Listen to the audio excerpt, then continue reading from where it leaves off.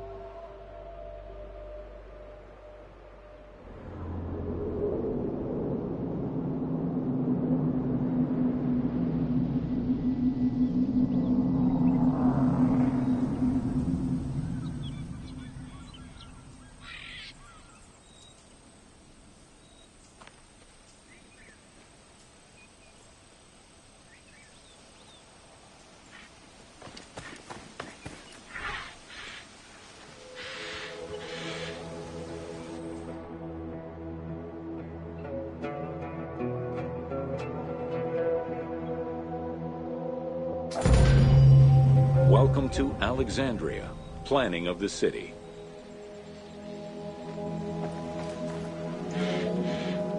Alexander's plan to build his great city began with a verse from Homer's Odyssey.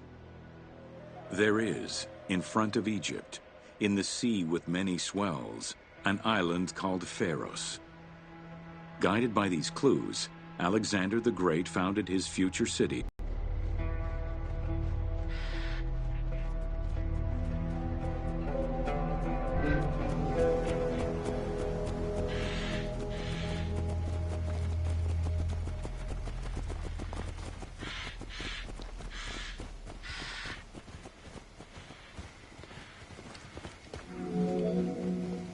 Though Alexander considered this location ideal for his great city, it presented considerable challenges. Too difficult to access during storms, the surrounding swamps threatened disease, and the limestone soil prevented the growth of healthy crops. However, due to the influence of his mentor Aristotle, Alexander the Great recognized that the true value was its strategic emplacement. Alexander knew that in controlling Pelusium to the east, Memphis to the south, and his crowning glory Alexandria to the west, he would create a triangular stronghold, allowing him to control the entire delta while giving him access to the Mediterranean.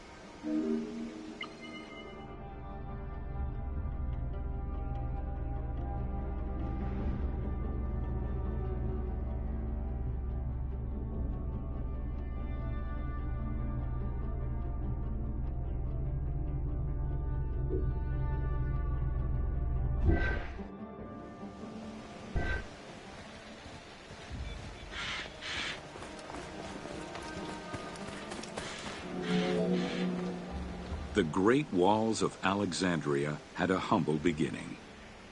Lacking chalk to outline the future city's foundations, architects were forced to use flour instead. Clouds of migrating birds swept down and ate the flour, erasing the plans. This prompted Alexander to seek guidance from the oracles, who reassured him that his future city was destined to feed a large population.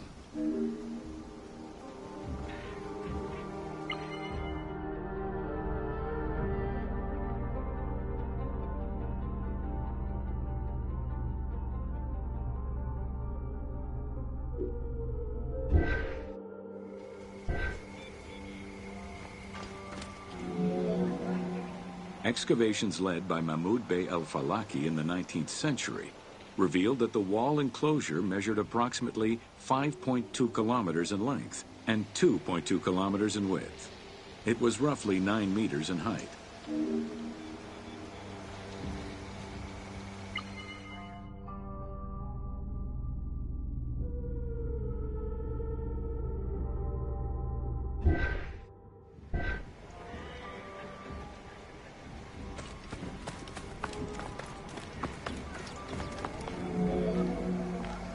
These formidable ancient walls would resist a number of attacks, including fending off the king of Syria in 169 BCE. It wasn't until 295 CE that they eventually fell to Roman Emperor Diocletian, and this only after 8 months of relentless assault.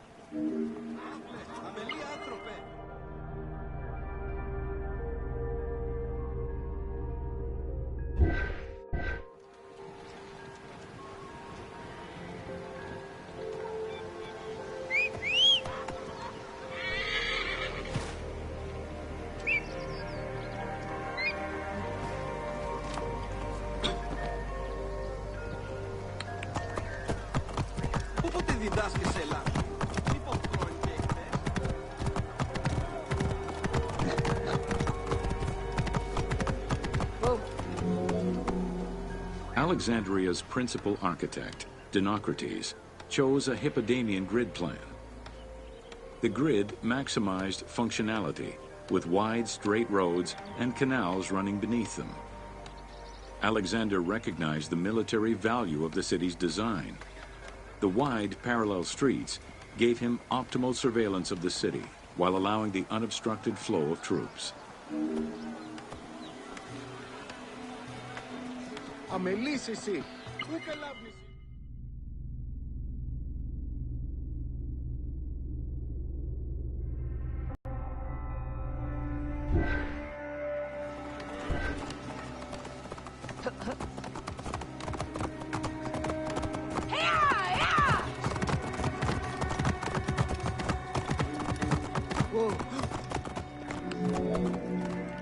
A central corridor ran from the Mediterranean's north port down to Lake Mareotis to the south.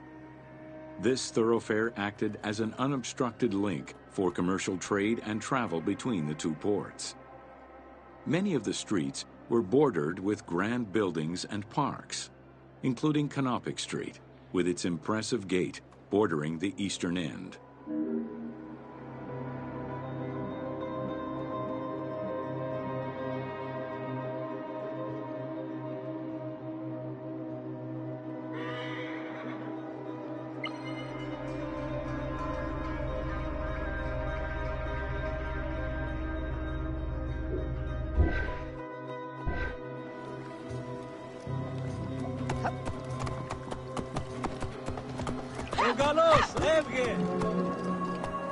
Alexandria was most likely built upon an already existing Egyptian village. Upon its completion, the Egyptians reviled the city, refusing to call it by its founder's name. Instead, they called it Raked, the building, as a mark of disdain, which was later Hellenized into Rakotis. Despite this, the name Alexandria would remain.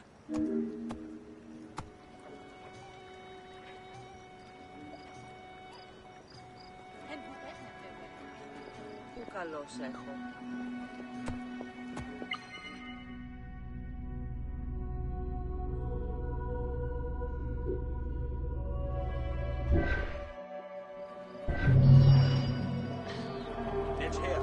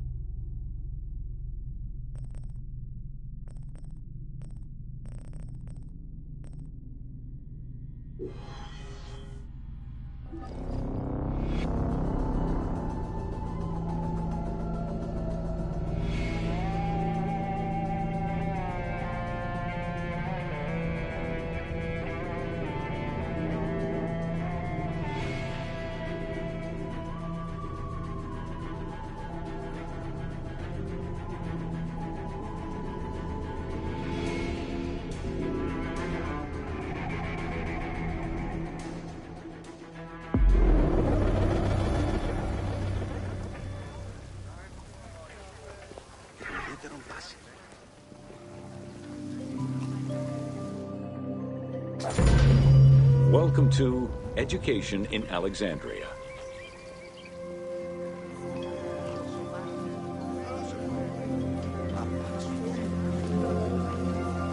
The education of young Alexandrians did not differ from the one generally dispensed elsewhere in ancient Greece.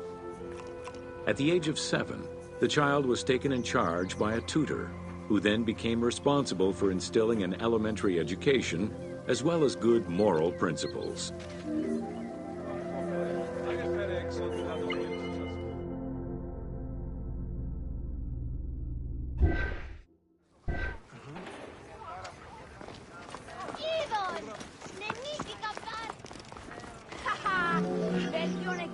Teaching was generally done outside, in the open air.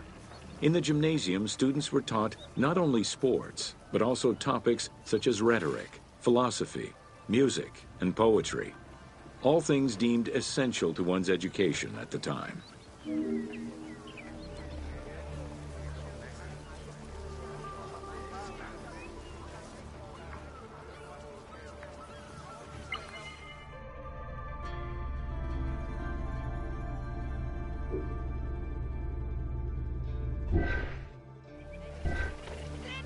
And boys are shown attending a class given by one of the rhetoricians of the era.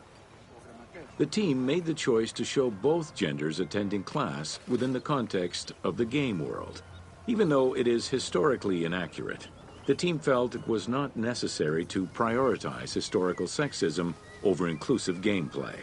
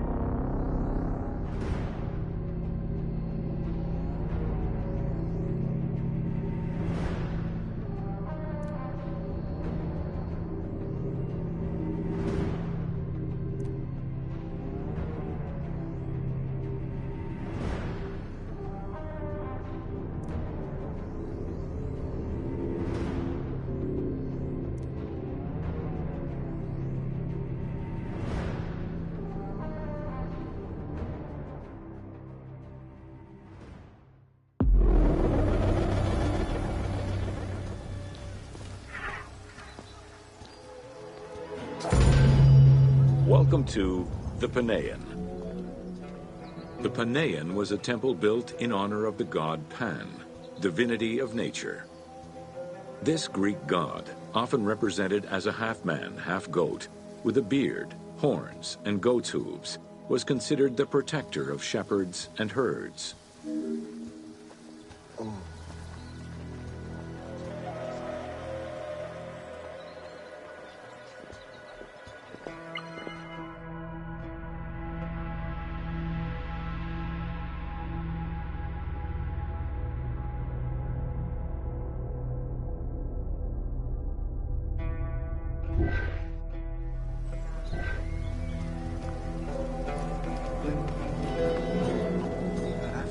Pan's attribute was his namesake musical instrument, the pan flute. His temples were usually located in caves and on high mountains, and were frequented by shepherds. It is likely that Mediterranean cults adopted the imagery of Pan to symbolize the Christian devil.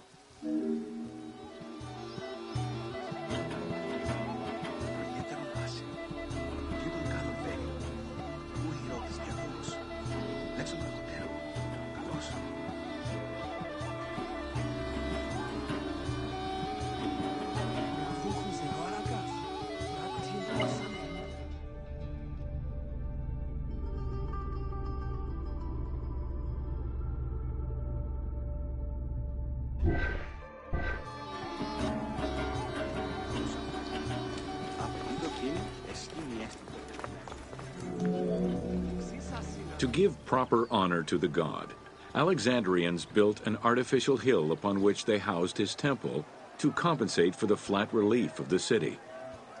The artificial mound had the shape of a spinning top or a pine cone, which was accessed by a spiral staircase. The top had a panoramic view of the entire city. Only such heights would be fitting for a mountain god.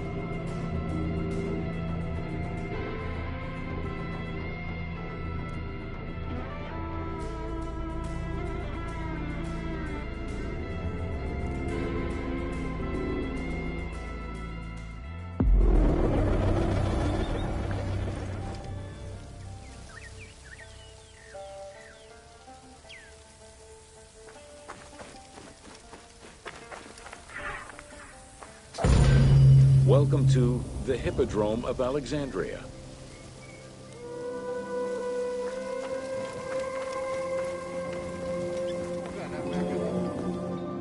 The main hippodrome of the city was called the Legeon, in honor of Lagos, the ancestor of the Ptolemies. Alexandrians were great lovers of horse racing. They were fascinated by the rivalry of these races, the agon, as it was said at that time, that every competition brought. It was a struggle for glory.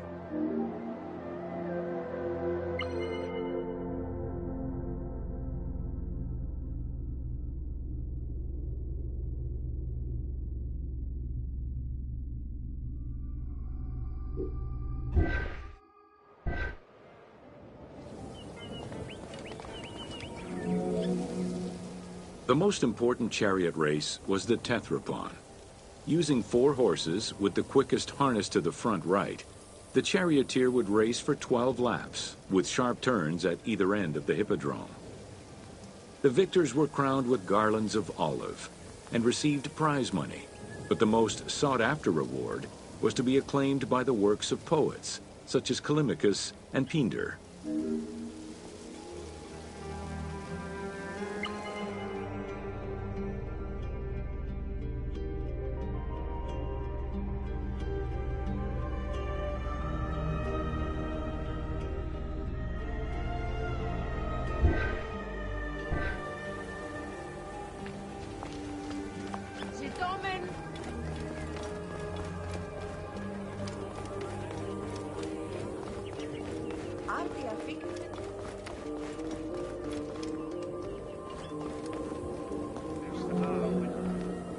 Ye hymns that rule the lyre, what god, what hero, aye, and what man shall we loudly praise?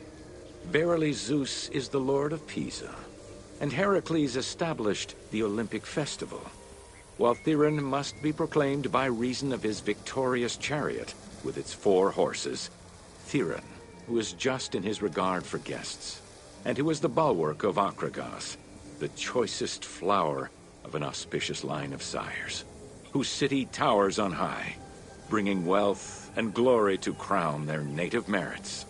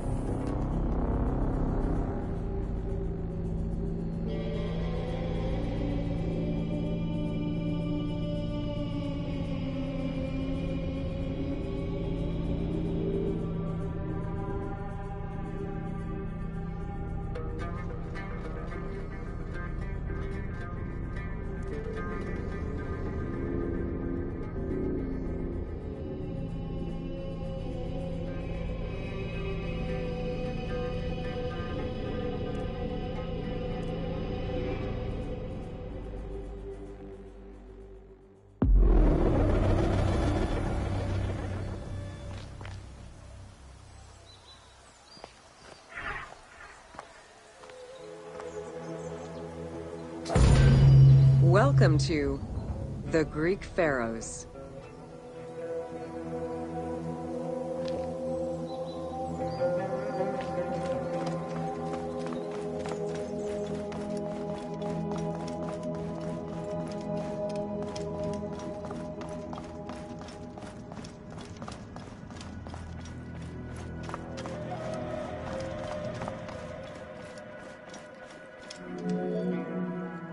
Pharaohs were considered divine incarnations of the gods. As an avatar of the gods living on Earth, the pharaoh's role was to preserve fundamental values and universal harmony by removing chaos, Izfet, and ensure that justice, Mot, prevailed. The pharaoh, by divine ancestry and through multiple offerings, was the bond that unites the world of men to the world of the gods and allows the maintenance of the cosmic order.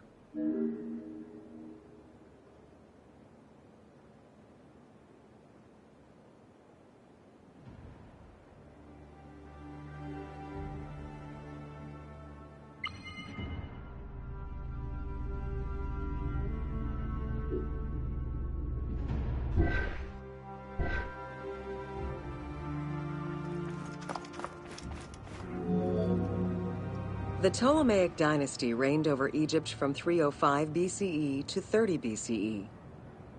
The dynasty was called the Ptolemies of the Lagids, in recognition of the founder of the dynasty, Ptolemy Lagos, a Greek general and close friend of Alexander the Great. While Macedonian, Ptolemy Lagos understood that to be accepted by the Egyptian people, he would have to adopt their traditions. Upon assuming the title of pharaoh, he changed his name to Ptolemy I Soter, meaning savior.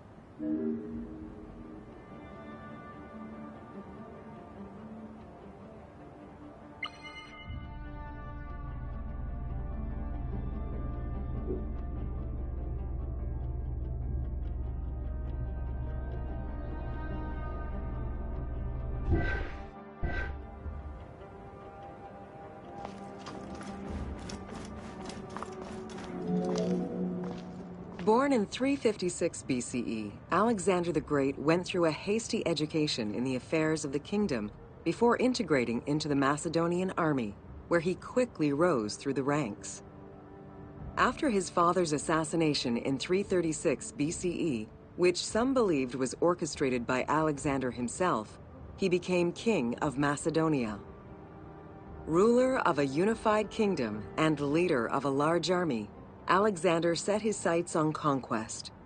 Eager to reclaim the Greek cities of Asia Minor, he took on the Persian forces, earning victory after victory.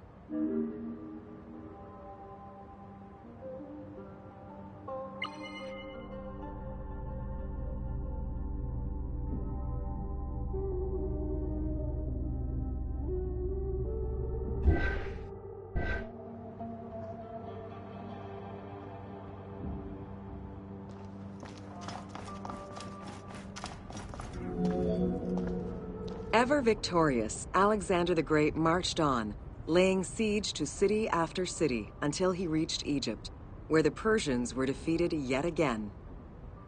Viewed as a liberator by the Egyptian people, Alexander decided to become pharaoh in due form. He traveled to Thebes to make a sacrifice to Apis, then went to the oasis of Siwa, where he was proclaimed son of Amun. Officially pharaoh of Egypt, Alexander spent much of the winter there and founded the city of Alexandria. Perhaps not coincidentally, being pharaoh allowed Alexander to spread propaganda to prepare further conquests. He resumed his military campaigns in 331 BCE.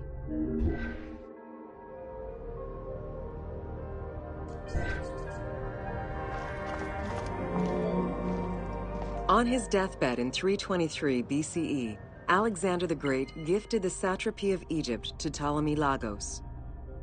Perfectly aware of the value of Egypt, Ptolemy ensured not only the stability of the country's borders, but also its economic and military development.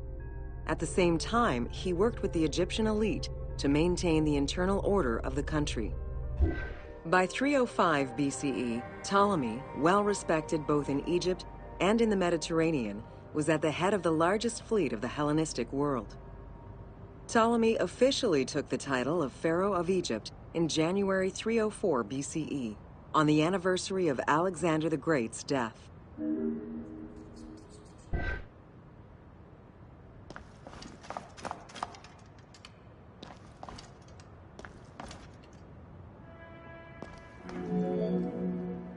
Alexander died in Babylon in 323 BCE. His remains were placed first in a solid gold sarcophagus, and then within another. The casket was carried in an ornate custom wagon, gilded and set with precious stones, and pulled by 64 mules crowned with gold. The funeral procession was diverted to a grandiose temple in Alexandria, built in the conqueror's honor under the orders of Ptolemy I.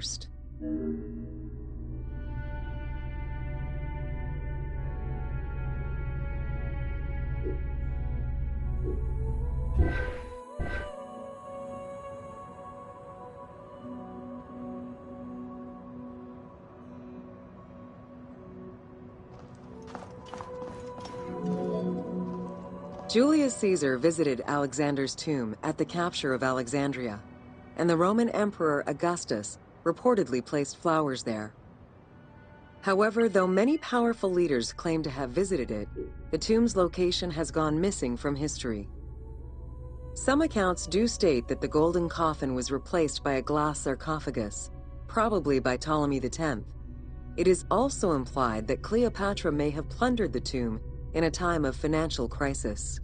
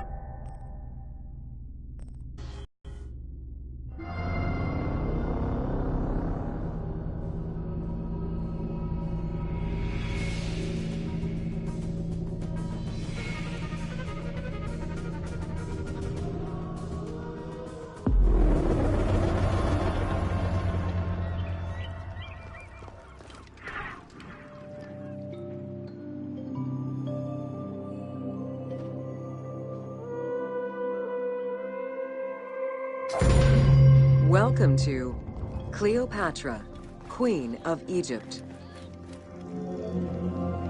Cleopatra VII Theophilopator ascended the throne in 51 BCE at the age of 18. Though her early attempts to maintain power were often challenged, she eventually prevailed and became the sole ruler of Egypt.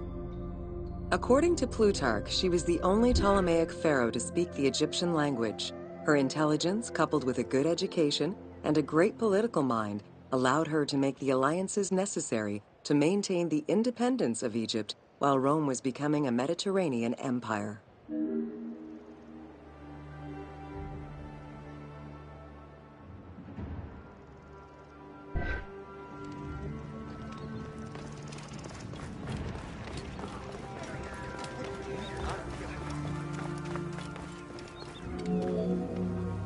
It is important to understand that Cleopatra's knowledge of Egyptian language and keen understanding of the culture allowed her to make powerful ideological referents that resonated with ancient Egyptians.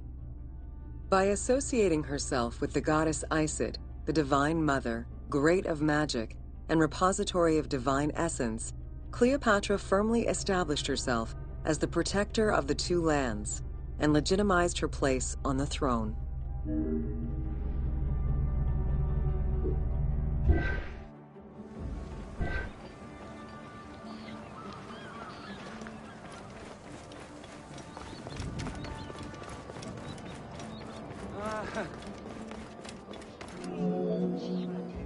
Upon his death in 51 BCE, Ptolemy XII Aulus bequeathed his kingdom to his daughter and eldest son, Cleopatra VII and Ptolemy XIII.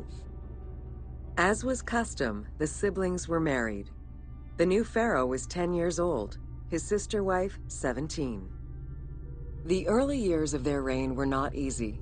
Between 50 and 48 BCE, droughts and floods aggravated Egypt's problems. General Achilles and the royal advisor Pothinos kept intervening in the young ruler's political decisions, and eventually colluded to turn Ptolemy XIII against Cleopatra. By 48 BCE, Cleopatra was in exile.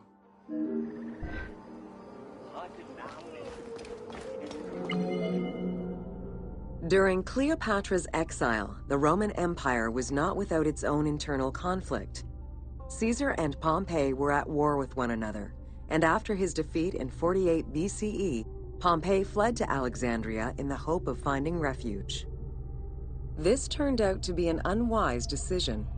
Listening to his advisors, Ptolemy XIII elected to have Pompey assassinated, his head kept as a gift, in the hopes of acquiring Caesar's favor. This gambit backfired. Instead of earning approval, the murder of a Roman greatly angered Caesar.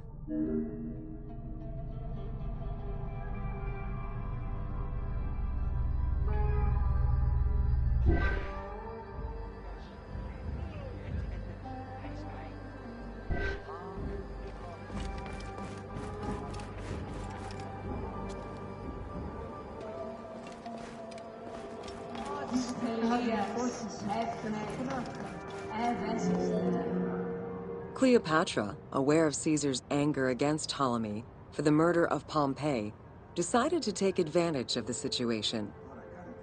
She returned to Egypt in secret, hoping to establish an alliance with one of the most powerful men of the time. Outside of the legend, where she had herself smuggled into his quarters in a carpet, what exactly happened during that fateful meeting remains a mystery. However, Caesar seemed to see a better ruler for Egypt in Cleopatra than in her young and too easily influenced brother. Invoking Ptolemy XII's will, Caesar attempted to mediate peace between the siblings.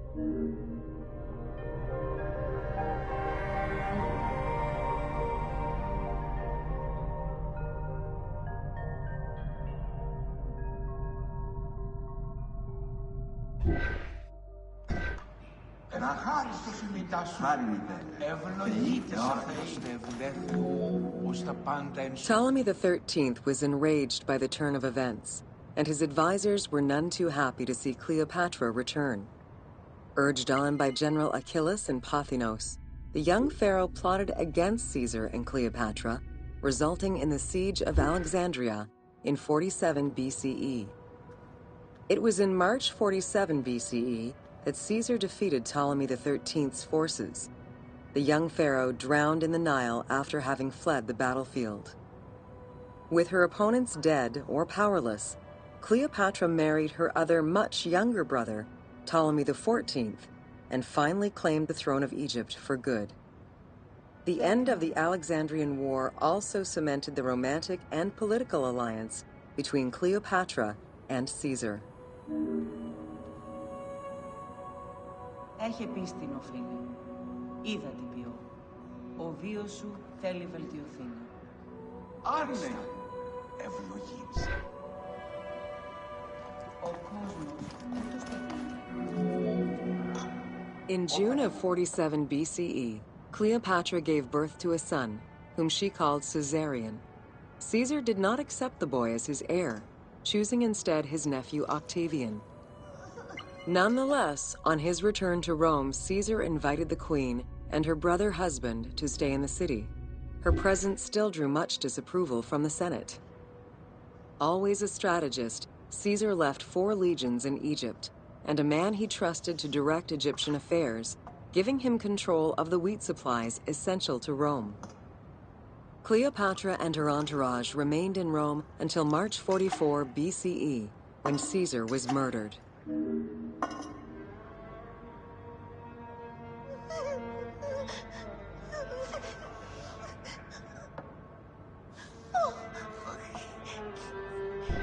Το θηρίο με μέλησε. Κοίτα, δείτε. Χάρη μέσα.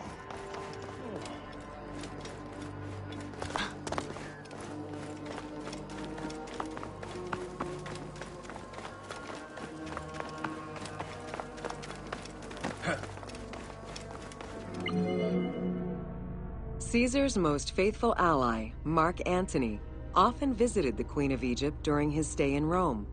Unlike most, he recognized the legitimacy of Caesarion, the natural son of Caesar. Antony knew he would need the riches of Egypt in order to fight Octavian and claim the Roman Empire. Cleopatra, in return, saw a powerful ally.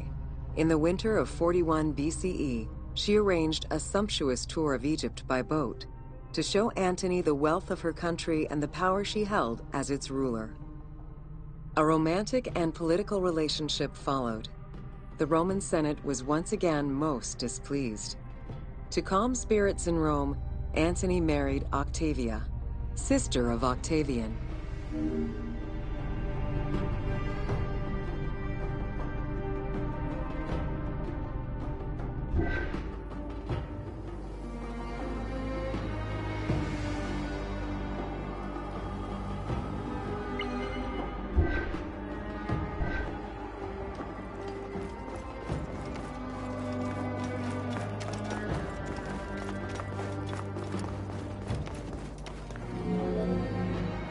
Despite his marriage to Octavia, Antony remained Cleopatra's lover, and she gave birth to their children. Cleopatra increased her kingdom's territory and started a political propaganda alongside her lover in Egypt and beyond. She hoped to create a Ptolemaic federal empire with Alexandria at its center. Antony eventually repudiated his Roman wife for the Egyptian queen, much to the dismay of the Roman elite. However, while Mark Antony focused on Egypt, Octavian carefully gained military and political ascendancy over him in Rome.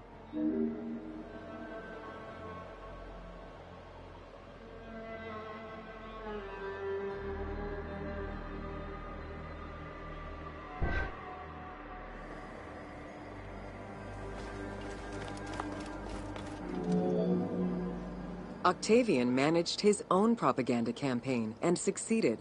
The Roman people hated Mark Antony and Cleopatra. To avoid the censure still inherent in attacking a fellow Roman, Octavian simply declared war against Egypt. Rome's power still reigned supreme. The powerful Egyptian fleet, led by Cleopatra as well as Mark Antony's forces, were defeated and 30 arrived in Egypt in 30 BCE to formalize his victory.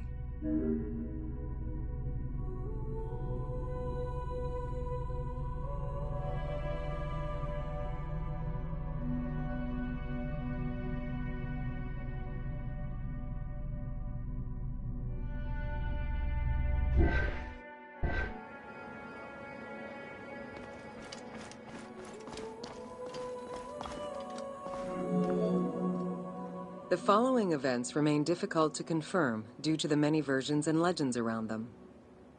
It is believed that after hearing a rumor about Cleopatra's suicide, Mark Antony committed suicide himself. He was brought to the Queen as he slowly passed away.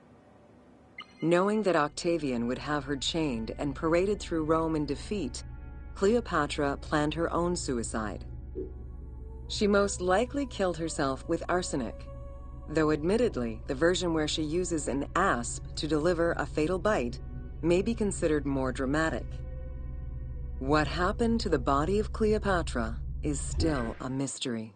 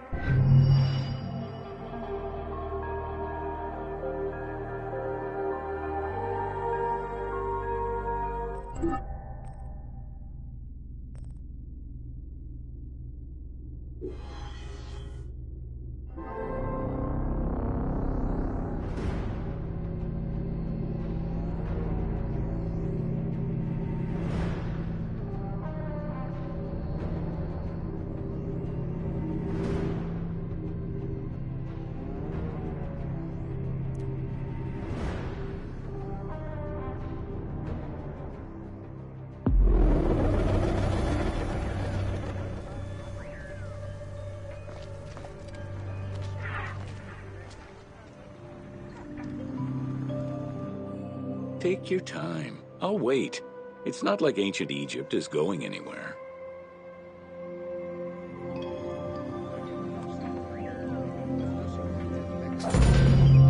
Welcome to the Siege of Alexandria.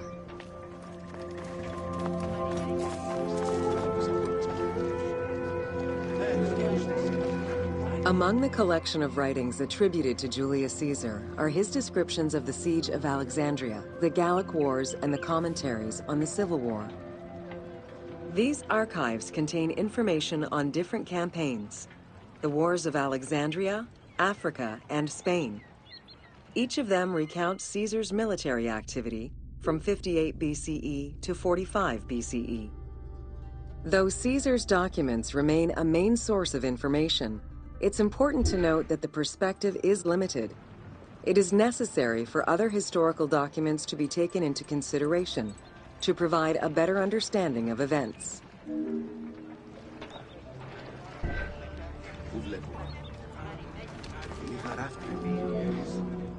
The Siege of Alexandria closely relays the events of the Civil War that led up to the event and describes how Caesar was besieged in the palace of the Ptolemies. Other ancient authors have left equally valuable and sometimes contradictory information.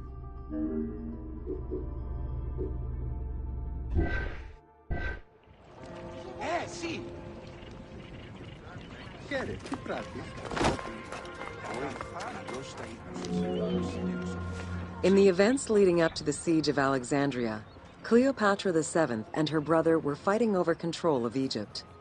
Young King Ptolemy XIII's regent, Pothinus, had firm control over the young pharaoh, and an outmaneuvered Cleopatra soon went into hiding.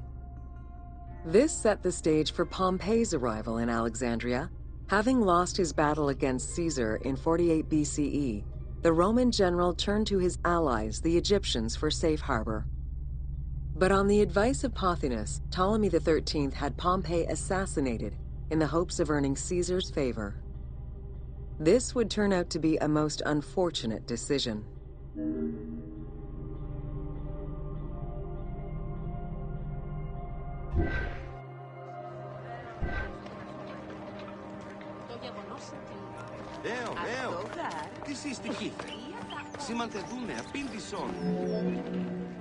Upon his arrival in Alexandria, Caesar was presented with Pompey's head.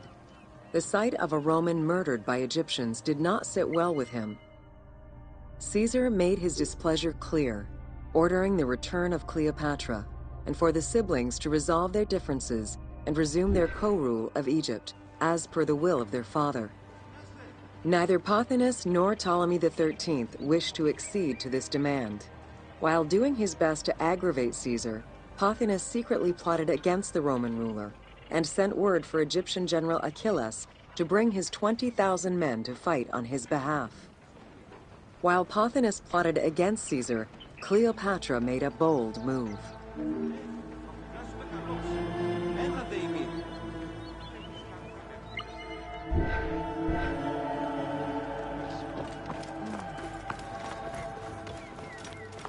Ευδαιμονείς.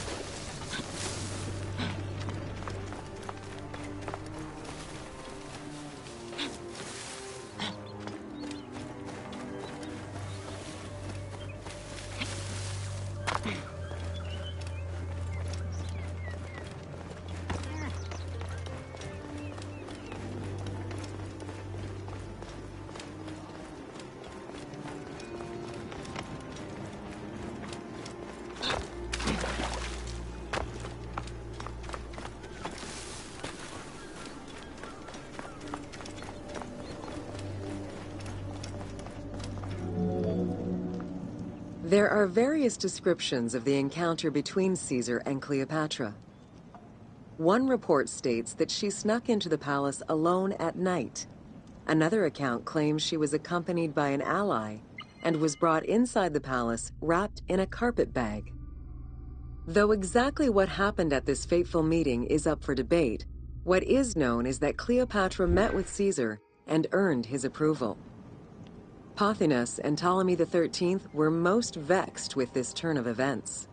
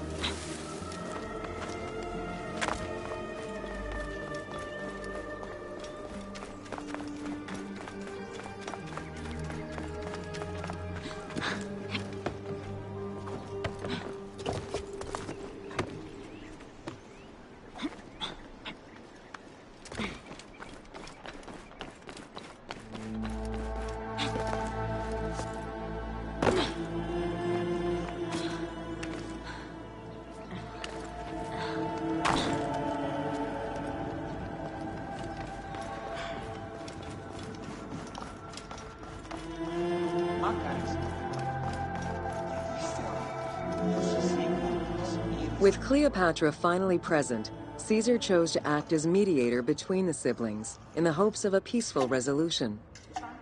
It did not take long for things to sour. During a banquet given to celebrate the reconciliation, there was an assassination attempt on Caesar. It was the Roman leader's own barber who thwarted the attack. Once it was revealed that the king's regent, Pothinus, had ordered the attack, Caesar had him executed. He then placed the young king under guard.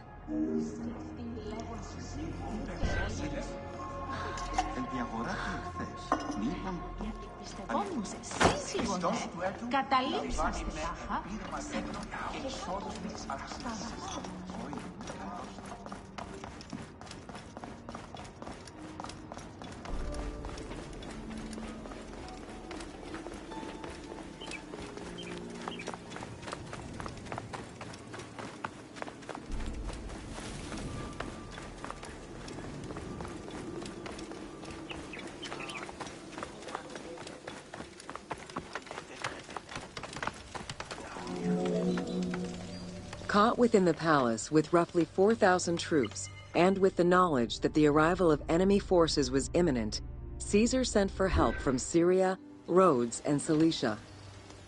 He ordered his men to dig a ditch around the palace and build a wall leading to the harbor. This would ensure Caesar's access to the sea. When Egyptian General Achilles arrived in the city with 20,000 men, the battle for Alexandria began.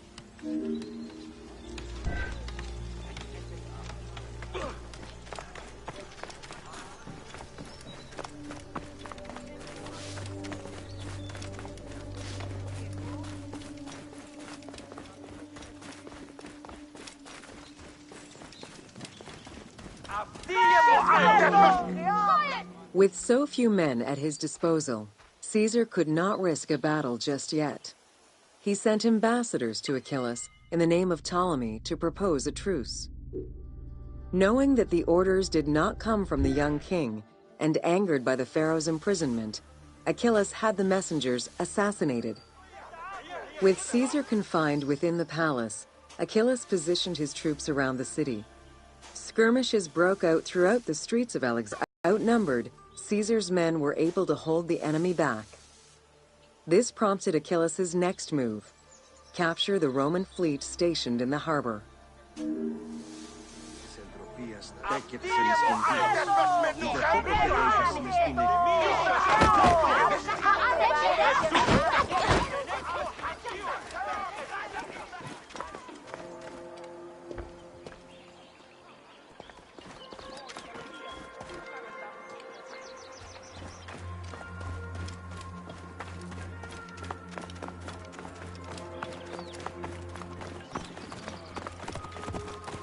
Αμελής εσύ, πού καλάβνεις τις γνώσκεις, φαύλε. Σοφθαλμής γαρ, διανέλη, πού κοράς, φάξ.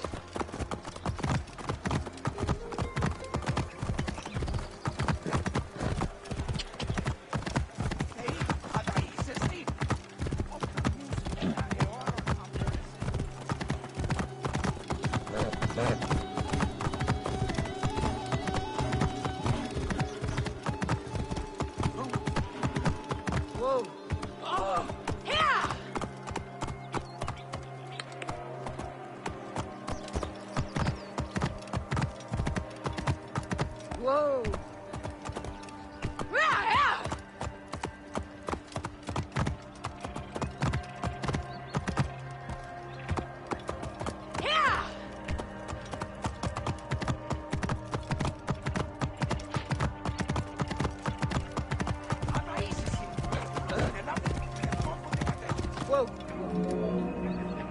Although the palace offered protection, losing the port meant the end of help and supplies.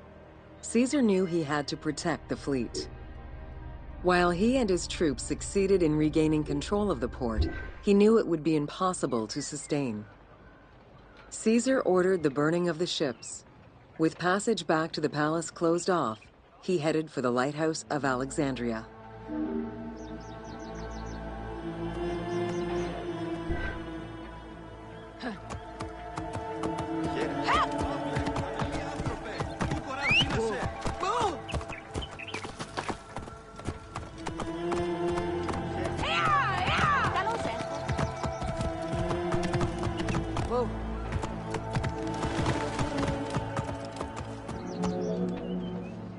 Fighting their way through the Egyptian troops, Caesar and his men eventually reached Pharis Island. There, they took refuge within the lighthouse.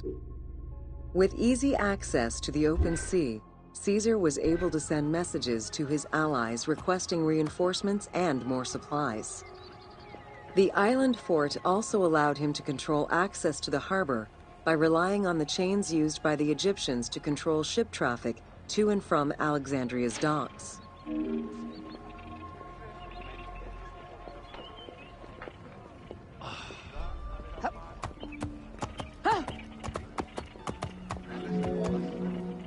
The exact chronology of events during the war in Alexandria remain imprecise. Conflicting accounts raise questions as to when, and even if, the Great Library of Alexandria was burned down at all. One account states that during the fighting, docks and warehouses were burned, and this was the fire that spread to the library. In another account, when Achilles cut off the harbor, Caesar had to leave the safety of the palace to defend his ships. As the enemies battled across the port, their arsenals set ships ablaze, and this destruction spread to the library.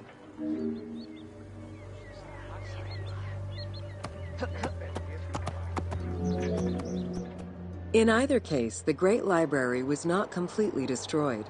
Experts point out that its location was too far from the harbor, and much later texts refer to the Great Library as being intact. Warehouses near the harbor contained manuscript copies awaiting export, and it is more likely that these documents were destroyed than the Great Library itself.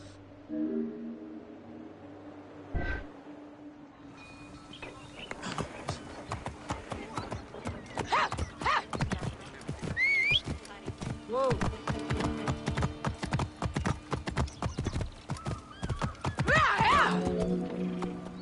The destruction of the Great Library may have been due to a number of fires over the ages.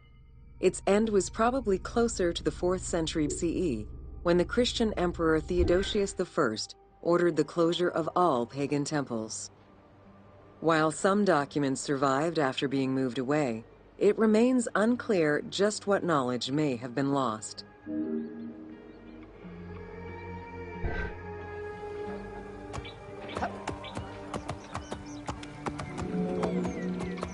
Where there are accounts of Achilles being in control of the battle against Caesar, it appears that instead Cleopatra's sister, siding with her brother, had him killed and put her ally Ganymedes in his place.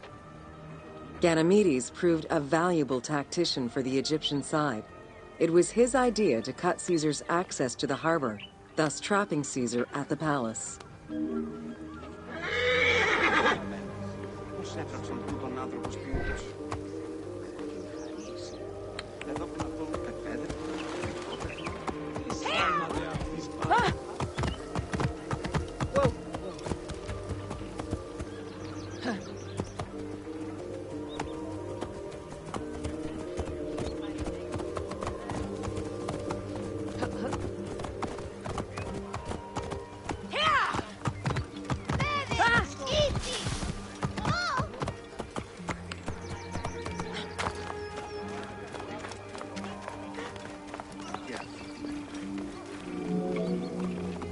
During the time of Ptolemy I, canals had been dug throughout Alexandria to provide fresh water.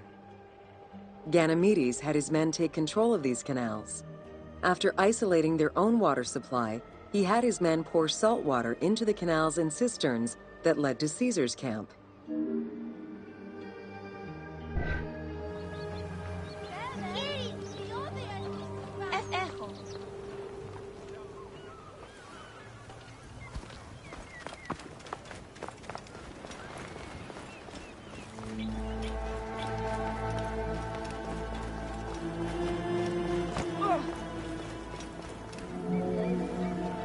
Panic erupted in Caesar's men. They wouldn't last long without fresh water. Recognizing that the porous limestone could help them, Caesar and his men dug wells to restore their water supply. Days later, the 37th Legion, comprised of Pompey's soldiers, arrived by ship.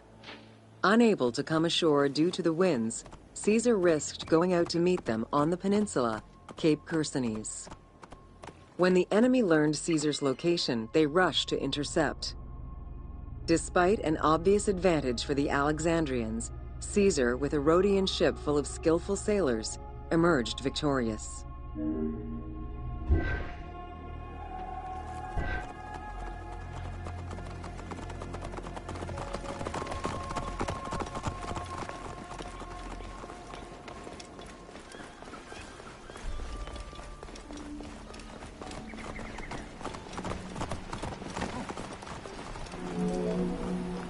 With help from the Allied ships, Caesar's victory enabled him to push the Egyptians back and secure the lighthouse. Gaining control of Pharos Island sent the Alexandrians into the sea and swimming back to the city. However, Caesar's fortification of the island didn't last long. The enemy regrouped and were set to storm the island. Panic-stricken, in spite of Caesar's encouragement, many of his men then fled their posts, either by ship or jumping into the sea.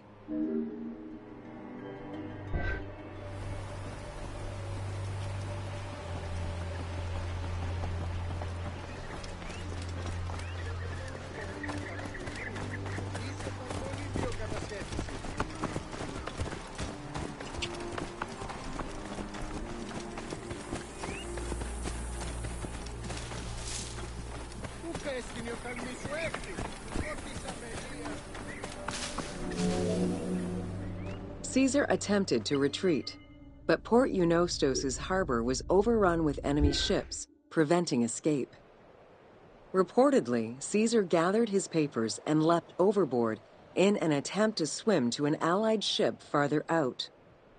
Historian Cassius Dio claimed that Caesar would have drowned if he hadn't been able to remove his purple garment. Still, he managed to swim the distance and survive. The Alexandrians recovered the cloak and used it as a trophy to commemorate the Roman debacle.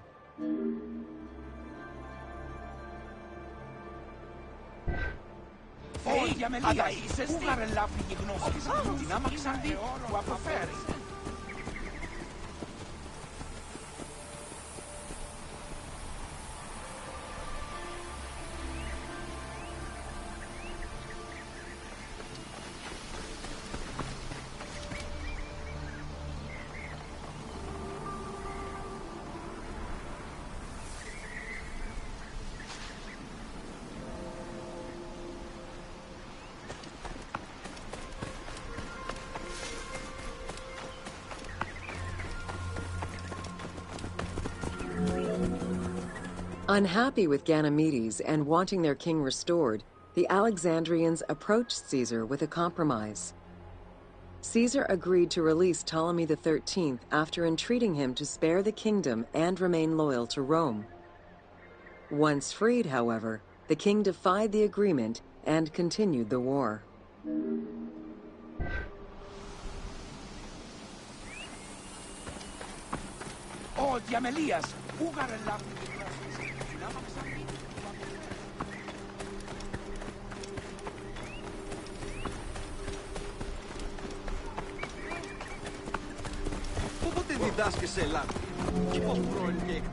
By this time, a faithful ally of Caesar's, Mithridates, arrived in Egypt, clashing with Ptolemy's troops at Pelusium.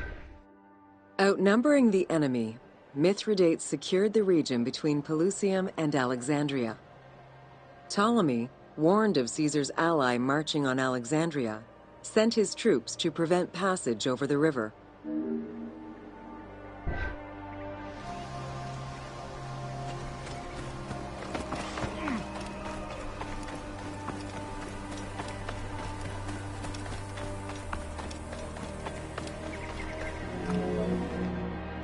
Mithridates warned Caesar in time, and the two groups confronted the armies of Ptolemy in the Delta.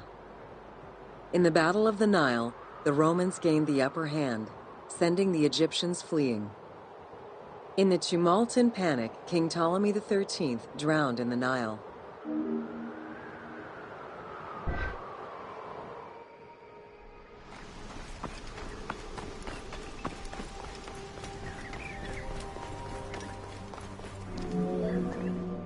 After the siege ended, Cleopatra VII married her younger brother, Ptolemy XIV, enabling her to reign over Egypt until 30 BCE. Under her rule, Alexandria settled into its position within the Roman Empire and eventually surpassed Athens as one of the most important cities in the Roman Empire. Julius Caesar remained in Egypt for a short time. He and Cleopatra would later have a son named Caesarion.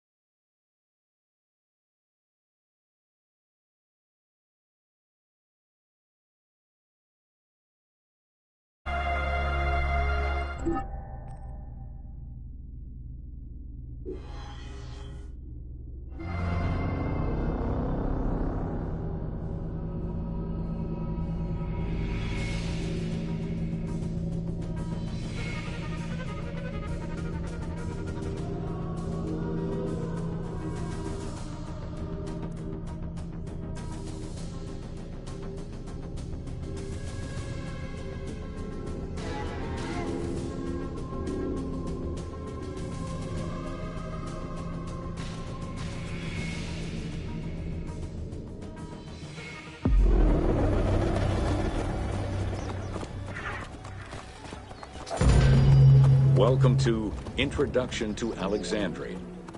After conquering Egypt in 331 BCE, Alexander the Great decided to build a new city, which, as per his habit, he named after himself.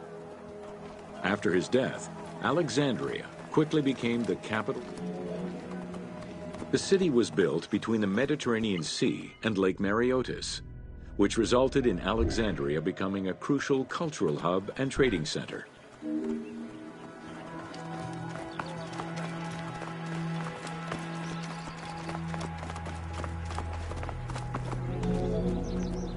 Sumptuous buildings could be seen wherever one turned their gaze: the royal palaces, the many temples, the gymnasium, lush public gardens, and large avenues. With its incomparable beauty and advantageous geographic location, Alexandria attracted foreigners, intellectuals, and Egyptian obelisks were highly prized by Roman architects. While Roman design previously favored the use of a single monument, Egyptian obelisks tended to come in pairs. Alexandria had several main streets. Its most famous artery was the Canopic Way. It was lined with sumptuous buildings, houses, and temples, and was roughly 8 kilometers in length. This street was one of the most important shipping entrances to Alexandria and often hosted processions and festivals. The width of the street, 30 meters, was abnormally large even by Greek standards. This is likely because the Canopic Way was made in a short span of time and based on an urban plan, as opposed to being slowly built over time, as was usual for the era.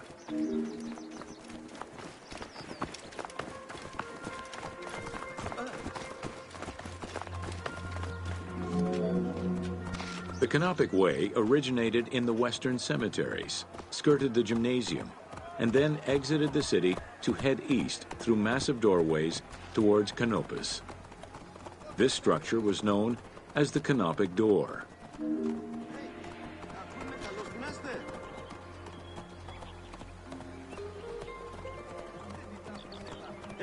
Αφού γκράσουμε καλώς.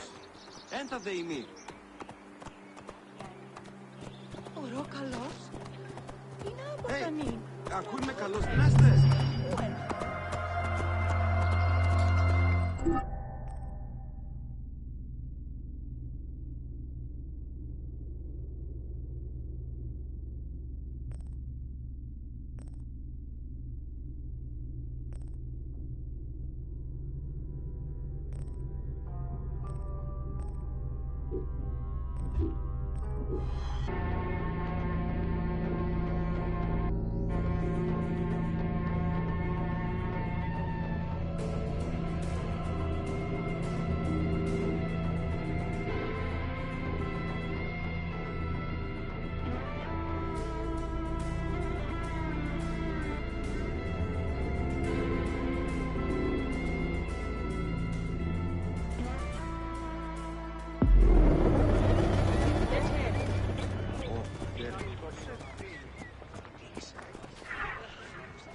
My kingdom for a glass of water?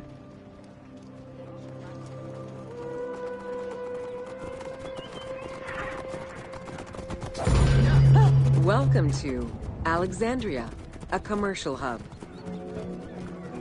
The ports of Alexandria were a major commercial hub, effectively connecting Egypt with the Mediterranean regions and beyond.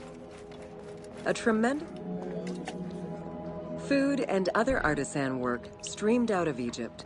Ceramics, glass, golden rings, and minted coinage. The local potters, using traditional Egyptian techniques, competed with those from abroad, and the textile.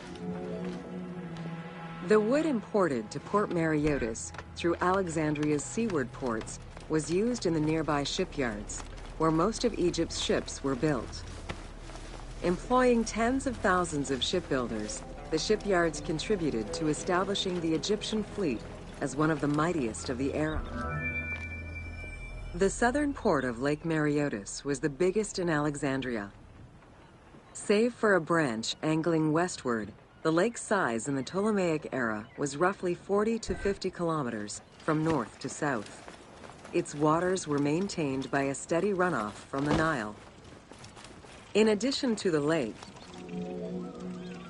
banking was one of the most distinctive innovations brought by the Greeks to Egypt.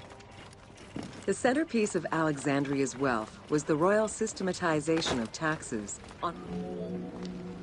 By the late 12th century, the channel feeding the lake from the Nile silted up. Lake Mareotis lost its connection to the Mediterranean, as well as most of its water, as the lake slowly evaporated to a fraction of its former size. In modern times, Lake Mareotis is being kept... Try using your eagle when you want a top-down view.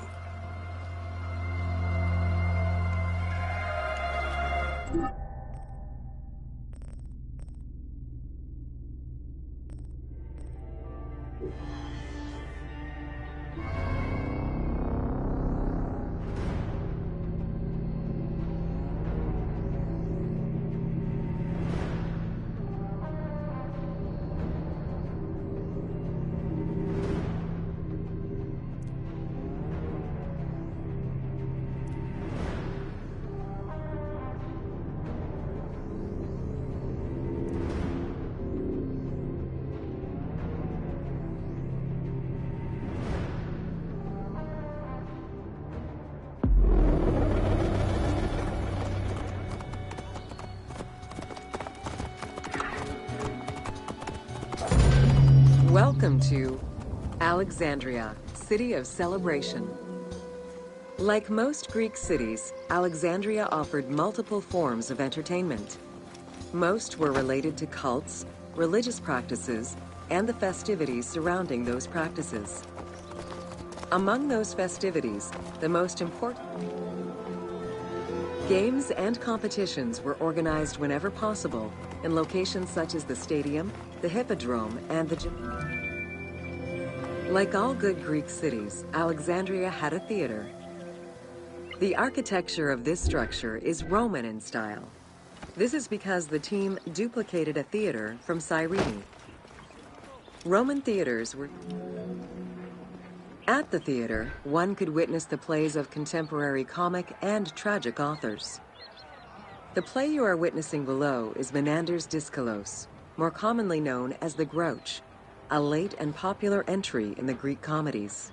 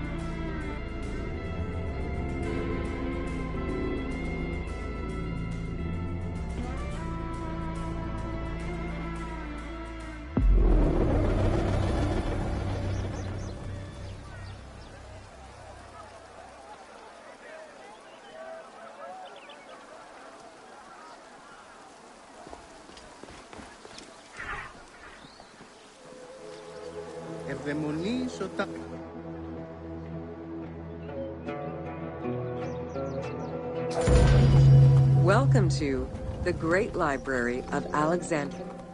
Near the district of royal palaces and within the Moseon was the most famous. Throughout the centuries, fires and wars between Christianity and paganism destroyed the library, leaving nothing behind. While much of the collection was purchased at the government's expense, the library also obtained books through other means. Any books owned by travelers coming through the city were seized to be copied for the library. The copy would then be returned to the owner and the original and Alexandria offered unrivaled intellectual and cultural attractions. Eminent scholars from Athens, Rhodes, and other Greek. The great minds of antiquity were usually well versed in many disciplines, which were often associated to specific schools of thought. Hypatia of Alexandria was a Greek mathematician, philosopher, Callimachus was born in Cyrene and educated in Athens. After his studies, he moved to Alexandria to work in the Great Library. A poet and a critic, he strongly rejected the epic format of Homeric poems and instead fervently supported a shorter, more judiciously formulated style. It was in Alexandria that mathematician Euclid. How do you calculate the circumference of the Earth? With a camel, 2 sticks, and shadows cast by the sun. The earliest known and most complete armillary sphere of antiquity was the Meteoroscopion of Alexandria, with an imposing 9 rings compared to the 3 or 4 of most other astrolabes. Known as the zodiac, Pythagoras of Samos was a well-known and respected philosopher and mathematician. He is best known for the Pythagorean theorem. However, there is proof that the theorem existed in Babylonia and India long before Pythagoras was born, casting some doubts as to who exactly originated the theorem.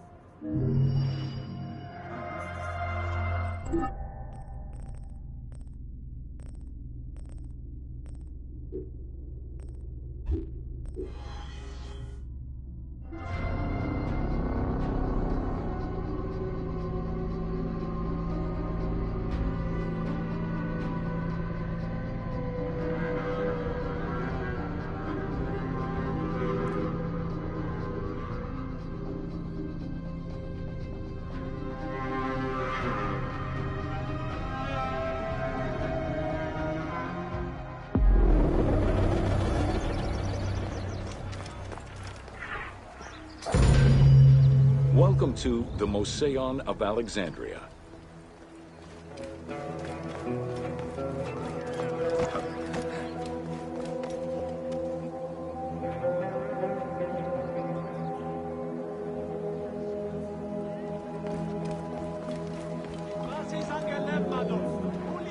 The Moseon was a sector of the city commissioned by Ptolemy I to rival Athens' Academy as an institute of intellectual pursuit.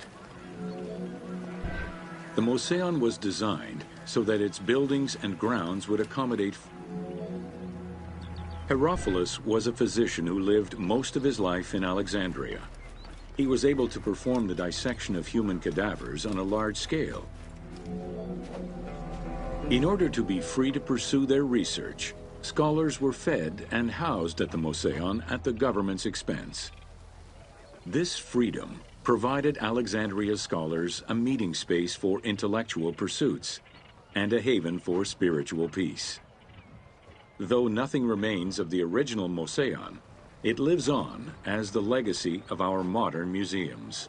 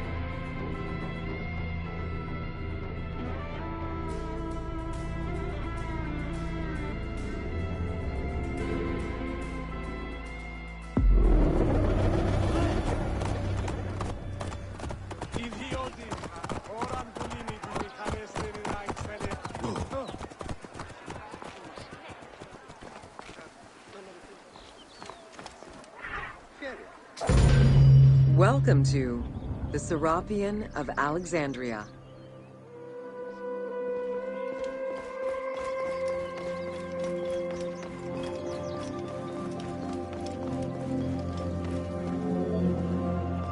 In a city of numerous magnificent attractions, the Serapeum was considered to be the most beautiful temple of Alexandria. Located southwest of the city on a small hill known as the Acropolis, the sanctuary was constructed during the reign of Ptolemy III, upon foundations which had existed since the... Visitors of the Serapeum climbed 100 steps to reach the courtyard. Libraries were installed in the porticos surrounding the square building, with its... Since the 26th dynasty, Greeks in Egypt had gradually integrated the Egyptian cult of the Apis bull to their own rituals. With the establishment of the Ptolemaic dynasty, the cult of Apis was further integrated into Greek religion. Serapis was also associated to other deities, including Asclepius, a Greek god of healing. It is possible that, as with the Serapis Temple of Canopus, the sick would visit this sanctuary, sleeping there overnight in the hopes of being healed within its hallowed halls.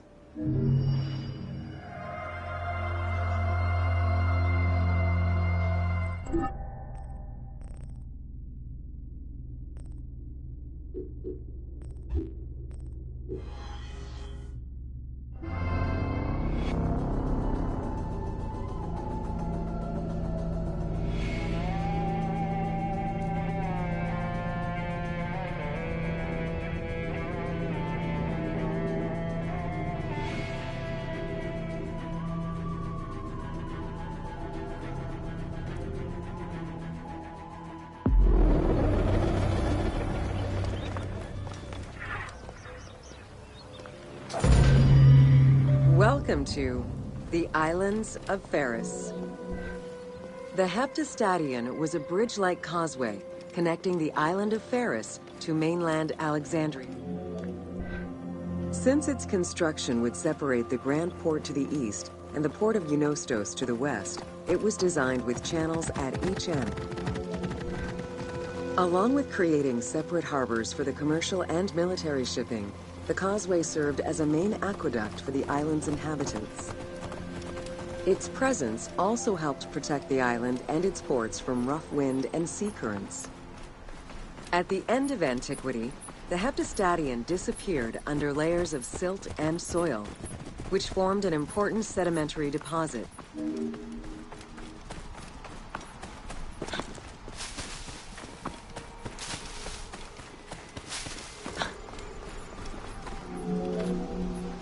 While the Serapeum was the most celebrated of the temples in Alexandria, many other temples were built within the city. Most of these structures have been completely erased over time, and there is no way to... Both papyri and coins reveal evidence of many temples built for the gods.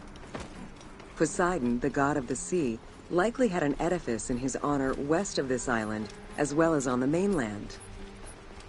This temple next to you is dedicated to Isis Pharia,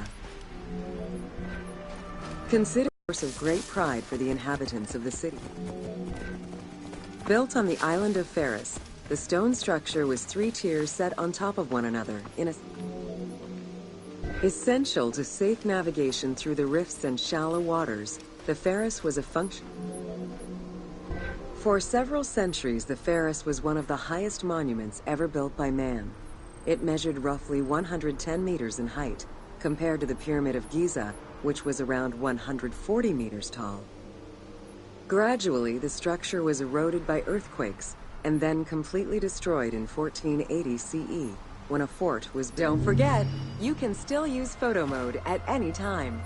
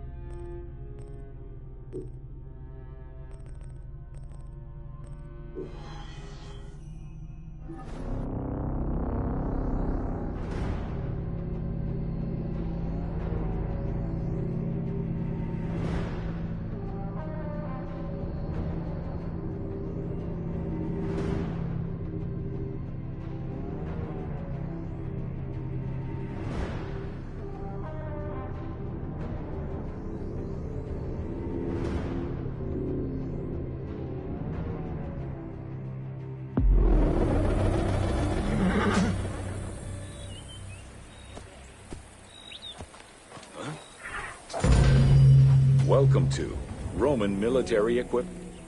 The strength of Rome was directly dependent on its military supremacy and the quality of the armor of a Roman foot soldier was intrinsically linked to his social status and wealth. Chainmail was the most commonly used type of armor. Scale armor, made famous in... Roman soldiers used the same types of weapons. The stomach and face were the most targeted parts of the body.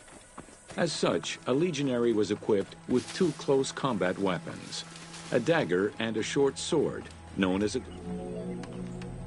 During their conquests, the Romans regularly transformed enemy technologies to add to their own formidable arsenal. After capturing a Carthaginian vessel, the Romans adopted its better features and constructed a superior fleet of ships. Adapting heavy artillery designs from Greek models aided the Romans in building catapults and ballistae. The latter became an iconic symbol of Roman warfare.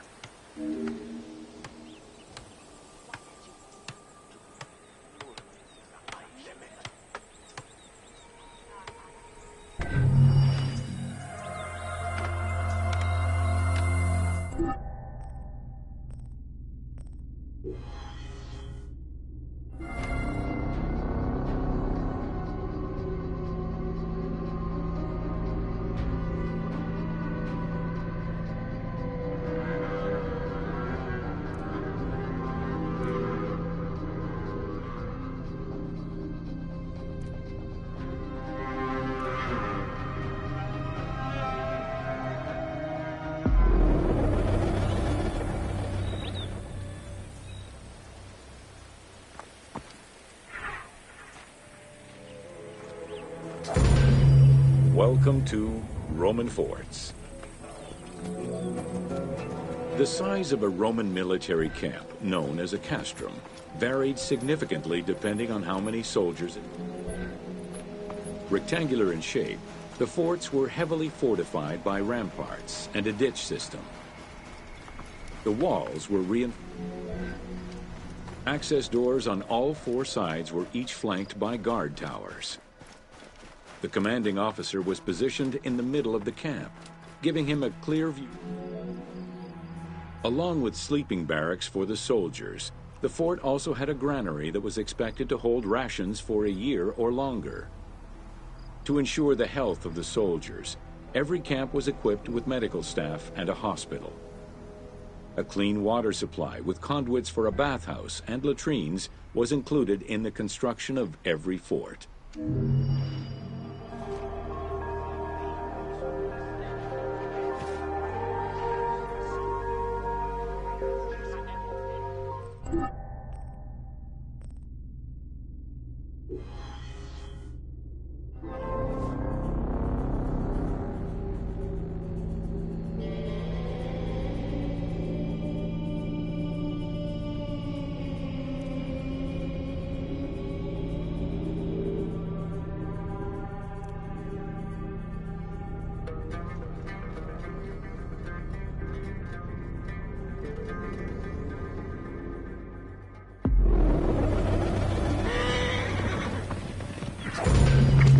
Welcome to the forts of Cyrenaica.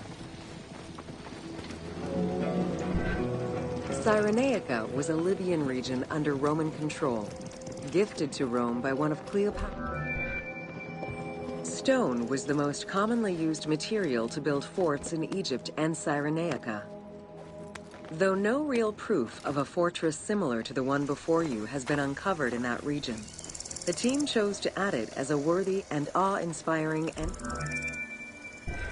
The forts of Cyrenaica were intended to prevent invaders from gaining access to the main route that led to the country's 5 most important cities. These forts were built close to coastal plains and deserts for added defense.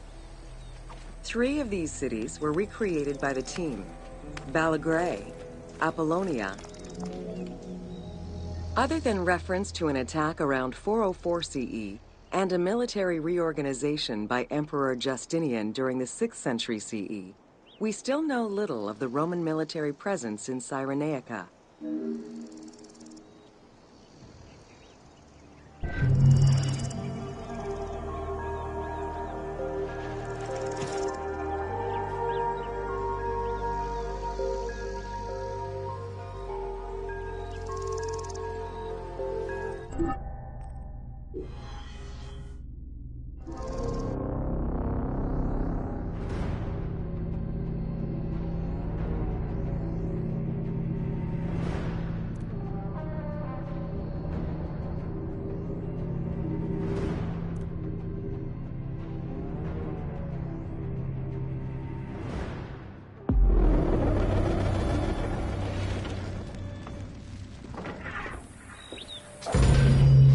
Welcome to Roman aqueducts. Water management was taken seriously by the Romans. Cyrenaica benefited greatly from Roman administration with the construction of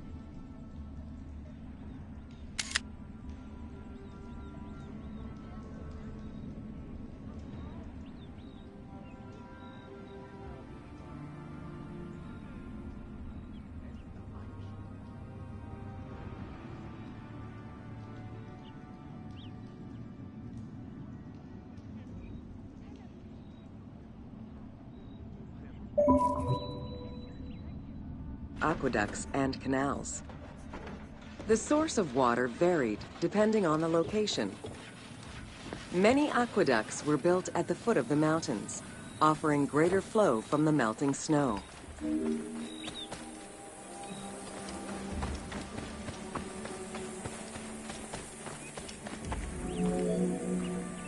The ability to transport water over a greater distance increased agricultural production. Some aqueducts were reported to be over 7 kilometers in length.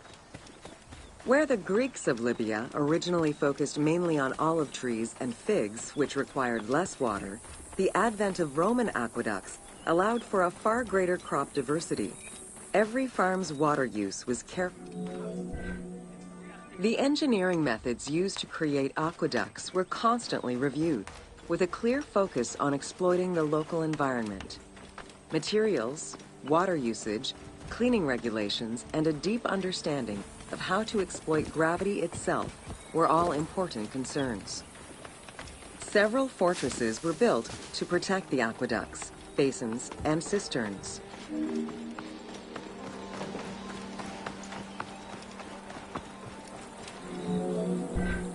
Additional water was collected. Almost all aqueducts ended in a fountain where the water circulated to clean the streets and supply bathhouses and latrines, thus improving the cleanliness of Cyrenaica's cities.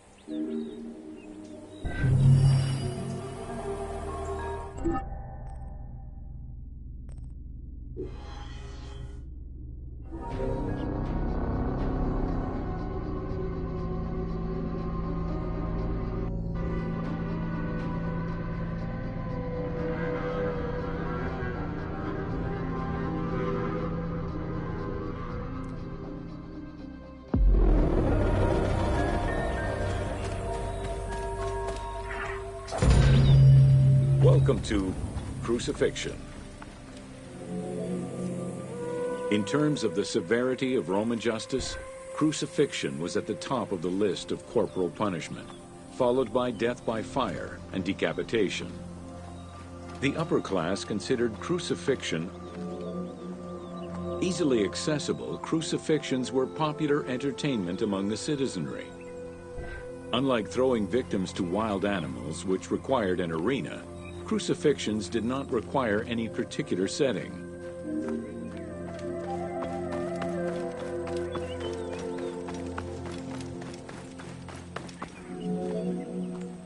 Those subjected to crucifixion were almost always slaves, traders, and lower-class citizens. Roman deserters were crucified because the betrayal of the soldiers. In 71 BCE, a major slave uprising in Italia was repressed by the Roman army.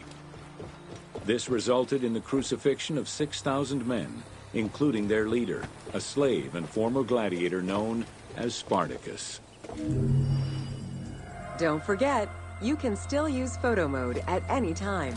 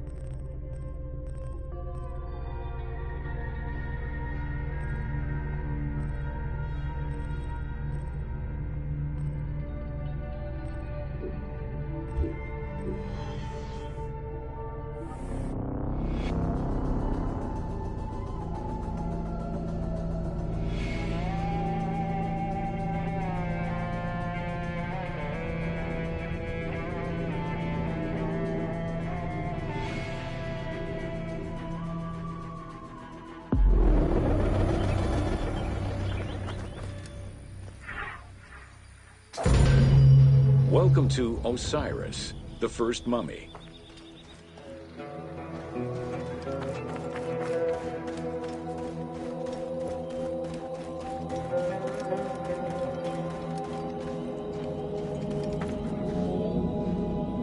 The oldest mummies recovered date from the Old Kingdom, though Egyptologists believe that mummification was in use much earlier than that. At first, the body was mummified through environmental. Ideologically, the will to preserve the body is not explained in any.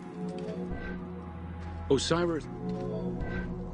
It is Plutarch who gives the most simplified and. Isis then reassembled the ritual used to bring Osiris back to life essentially depicts how he became the first mummy. It is why, on the sarcophagi of kings, we often find Isis and Nephthys represented as the magicians who restore life to the deceased.